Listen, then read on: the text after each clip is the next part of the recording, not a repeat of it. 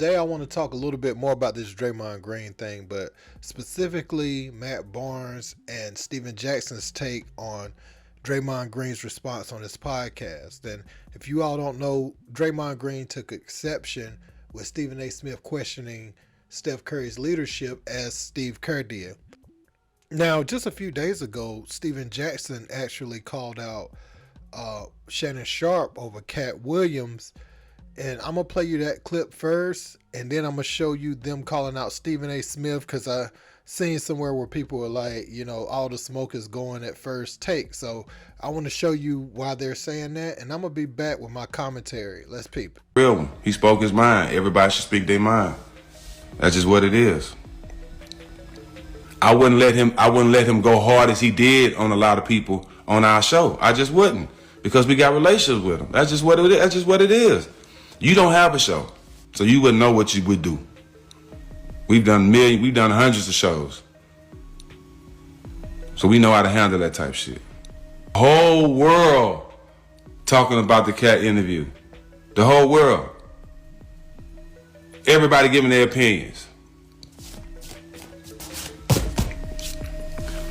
But I can't speak on it because I'm so live. It ain't got nothing to do with you. Well, go on everybody else's page and tell them that too then. Something that Draymond addressed yesterday when he came back and spoke on his show, he spoke about Stephen A. Smith. He was kind of critiquing Steph's leadership, and Draymond took a huge offense to that. Stephen A. said something to the effects of, if this was LeBron, we'd be questioning LeBron. Has Steph lost the locker room? What's Steph doing? How come Steph's not doing that? How come Steph's not doing this? If it were LeBron James that was a teammate of Draymond Green's, would we not have said, yo, man, where's the leadership? Yo, man, what you gonna do? Yo, man, come on, man, you got to rein him in. Is that not what we would have done? And if that's not what, and if that is exactly what we would have done, and I know we would have, how come we can't hold Steph Curry to the same standard, the babyface assassin? And I think it's wrong. And today, Stephen A. Smith tried to come back and say he didn't, but, he insinuated that Steph didn't have the locker room. And I feel like, Jack, and we're the same type of players. Draymond would have did this shit with LeBron. Draymond would have did this shit with MJ. Draymond would have did this shit with Kobe. Draymond is going to be Draymond, just like we're going to be us. So to try to point the finger and say it's Steph's fault or how come Steph hasn't, we don't know what Steph has and hasn't been doing. I like that Draymond called Stephen A. out because you took a shot at Steph and then you brought LeBron in the conversation when you didn't even need to. You know what I mean? So You're creating a narrative about does Steph have the locker room or not? Is he a leader or not? And then trying to trump that with bringing LeBron into the situation. So I just love this new media and guys are able to call the bullshit on the spot, not let it fester, not let the narrative of just the media live out there. Like we have our platforms and we're able to talk too. So I was glad he called out Stephen A. because I think Stephen A. was wrong. He didn't directly say that Steph is a bad leader, but you're insinuating that under LeBron's watch this shit wouldn't happen. And like I said, Dre is Dre. He's gonna be Dre no matter who is around.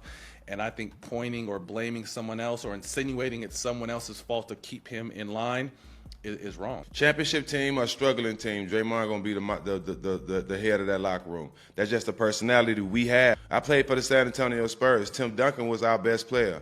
He didn't have the locker room. David Robinson, Kevin Willis had the locker room. I played in Golden State.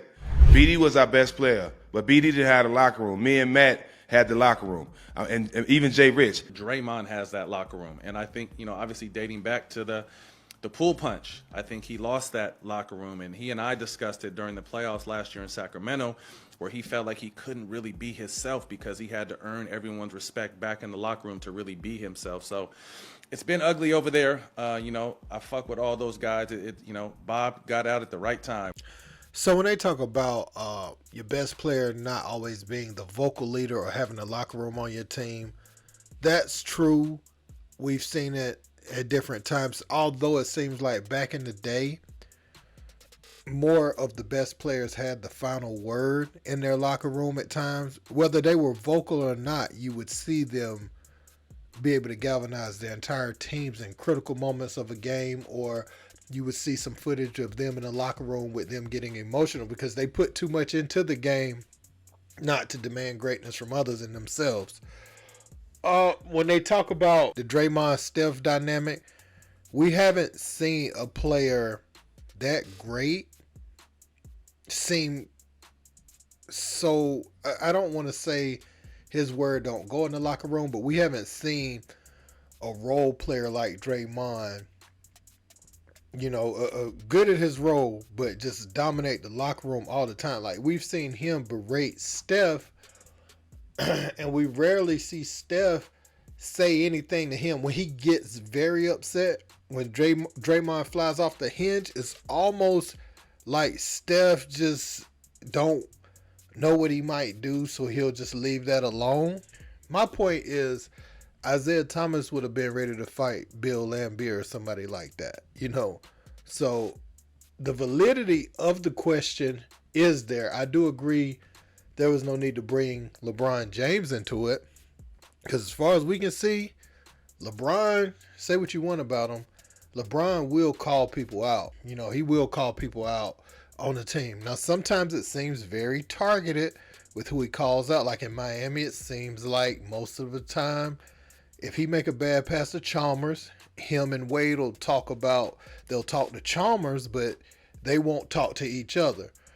But, all in all, LeBron will demand a lot from his teammates, So it don't even apply to him, because he is the strongest voice in that locker room, best player, and he speaks up that way. The reason you need your best player sometimes to be, the guy vocally in the locker room is because it needs to start at the top sometimes. You don't need to have someone like even Jordan, would get in Dennis Rodman's face sometimes, and you need that dynamic there for a basketball team. Now, Steven Jackson pointed to David Robinson being the leader in the locker room when Duncan was the best player. Okay, I agree, but at the same time, that's different, because David Robinson was an MVP in his prime. He had gotten older by the time Duncan had arrived, but, man had 71-point games on the dream team. So when your young star would come in and someone is already like a Hall of Fame level player, then yeah, of course they're going to have the locker room, especially if they're playing similar positions and all that stuff. He was a mentor to him. And rightfully so in Duncan's early part of his career. So it's not the same dynamic as someone like Steph coming in prior to Draymond, and Draymond being the vocal leader of the team. And I don't know if it's fair to Steph, because Clay, we see he's quiet too. Neither one of those guys is viewed publicly as the leader of the team. Excuse me, guys. I'm sick. It's all up in my voice. But I wanted to get your thoughts on this tonight. I can't really continue, man. My voice is really stretching thin right now. But let me know in the comments how you feel about it. Don't forget to like, share, and subscribe. Till next time. Peace.